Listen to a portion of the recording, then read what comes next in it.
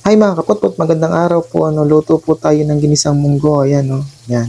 Very, po yan. Sarap at very affordable po.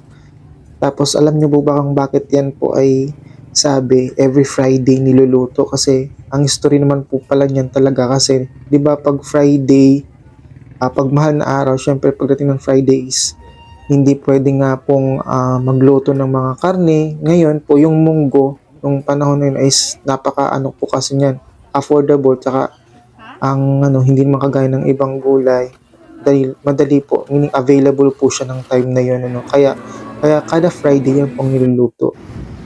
Ayun po, flex flex po muna, no? Yan po, kakatapos ko lang magpagupit. Wala akong salamin. Yan, lakad-lakad po at punta po ako ng palengke. Yan po. Then, dating sa bahay, syempre palit ang damit, then pa-cute muna bago po magluto. Yan, yan. Cute ka, cute ka. Yun po, yan. Das, ang gagawin po natin ay ating ilalaga po yung munggo. Ayan.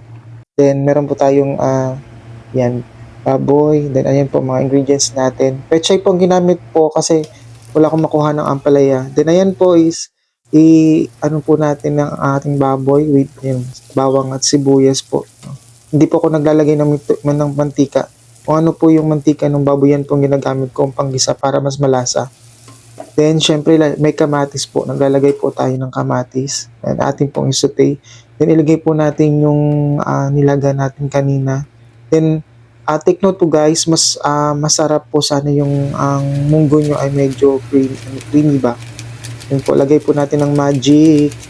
Syempre, yan po ang ating pampalasa. Then, ilagay po natin yung gulay. Ang gulay pong ginamit ko ay pechay. Yan po. Syempre, kapartner po yun ay pork chop. Ayan po, di ba?